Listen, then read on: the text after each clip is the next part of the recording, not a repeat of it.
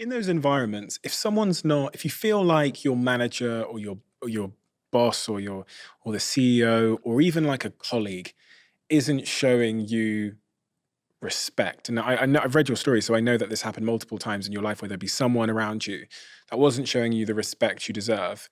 And I have a lot of people that come up to me and they say I'm struggling because my boss is not showing me respect, or this colleague isn't listening to me, or all these kinds of things. Where does your mind default to when I say that? Like, where do you go to in your mind? What is your like action A? So with the last one you just said, my colleagues don't listen to me. I would come back and I would say, give me an example of where they don't listen to you, right? So I would say to you, when you do speak, do you look at people when you speak? Do you project your voice? So it's called paralinguistics. Everyone's so focused on what they say, like reading my notes or reading my agenda. They don't think about the tone, pitch of the voice. How are you delivering this? Are you projecting your voice? Or Give me an example. do you talk like this when you speak? I have a question. I just want to share something. People are going to like glaze over. I have a question. Or even just the tone, how you under, hi, I'm Evie. Hi, I'm Evie. Feels different. Mm-hmm. Those are simple things you can do to make sure people hear you. The other thing is, I say this a lot when I speak to companies because communication's a big thing. Don't just talk to talk. There's this thing out there, and especially with women, where it's like, make sure they hear you. Make sure your voice is heard at the table. I'm fine with that. Do you have something beneficial to say or value to say? Because if you don't say anything. Half the meetings I go to, I don't speak because I have nothing to say. It's so interesting. I am from being in many boardrooms for many, many years, probably 15 years being in marketing boardrooms, not 15 years, about 10 years being in marketing boardrooms with CEOs, with my team, with lots of different people, lots of different teams. I've had thousands and thousands of meetings. I eventually observed something in myself, which is a bit of a prejudice that I have, which is the minute someone speaks, based on their contribution score, which is like a credit score, based on all of the contributions you made in the past, in those first couple of seconds, if their previous contributions were all valuable, everyone in the room would stop and look and lean in. But if they developed a low contribution score because they'd continually talked for the sake of talking, i.e. they're just like, I'll give you an example. In my New York office back in the day, there was this one guy who we'd be in a brainstorm trying to solve a problem, and he would start speaking, and you'd see by the way he started speaking that he hadn't actually thought through what he was going to say, and he'd go, what about if we put like a pop-up, and like maybe we'll do some TikToks. And so honestly, what I then observed from that individual is every time they opened their mouth, people would instantly basically like dismiss the idea because they had such a low contribution score. And like we all have a contribution score. You have one, I have one, based on the last 10 years of when we've opened our mouth, how valuable it was to the people around us.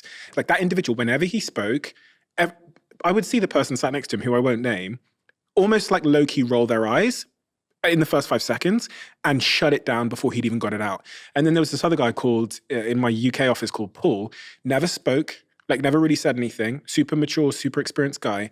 The minute he said anything, because every time he opened his mouth, it was important and valuable and considered, everyone went, he could interrupt anyone. The instant silence, everyone stares over at this guy. Because when he contributed, we all knew that he had something valuable to add.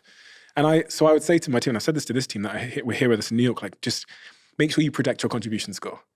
I think that's such a brilliant way to say it. Yes. Yes, it's like it's your score because people keep tabs on you. Yeah.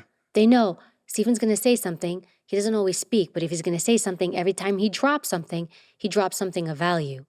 Where people think like, I have to talk because everyone tells me I have to talk, make my voice heard.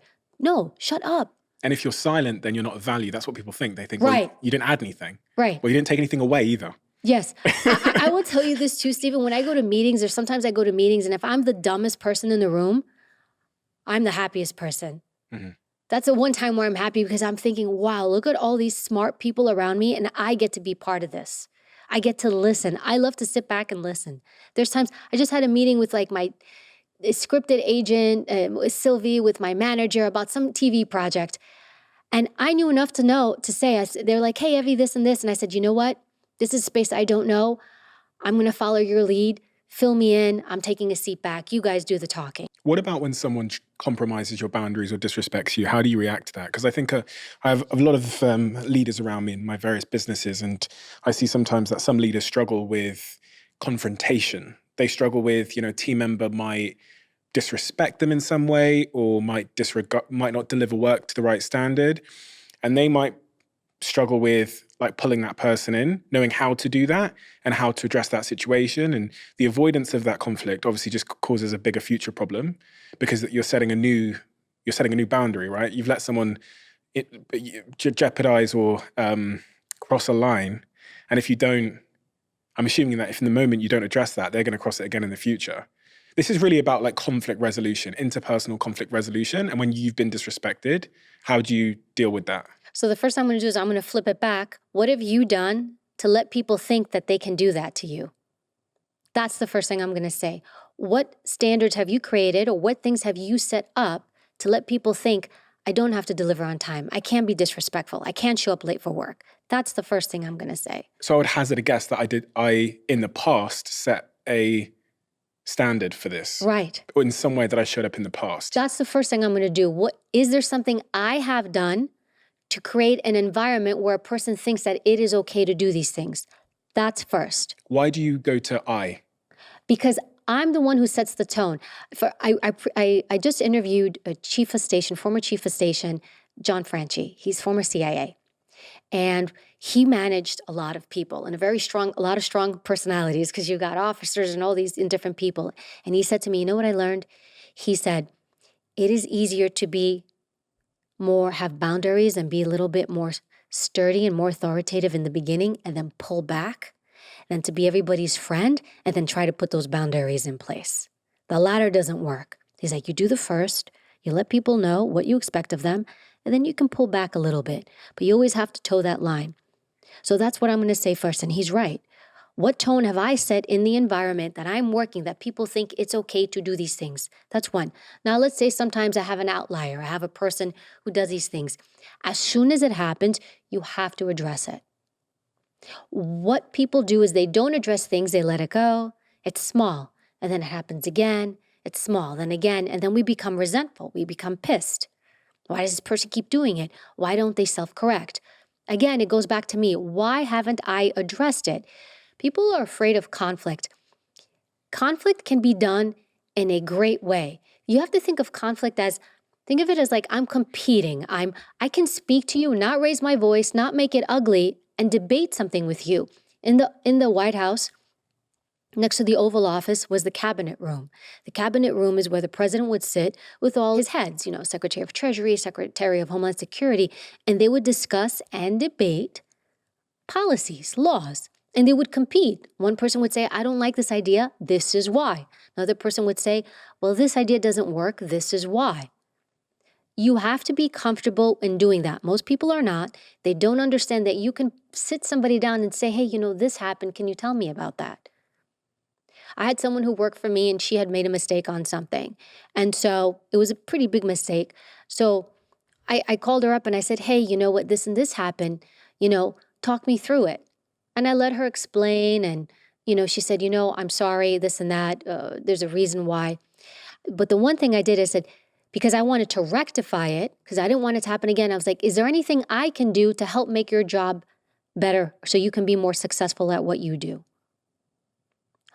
Because I want to hear, is there something I'm doing or not doing that's impacting her decision-making or the way she sees things? So it's a twofold. But you also, too, when it comes to respect, and this is a whole separate thing you brought up, with the respect part, just make sure people are truly disrespecting you and that's not your ego that feels disrespected. Because sometimes people can't take somebody pushing back. And if my goal is to make a great product or business deal or transaction, then everything we do should be in furtherance of that. But what happens is, Stephen, people are so afraid of hurting other people's feelings or stepping on other people's toes. Nobody says something, and that's worse.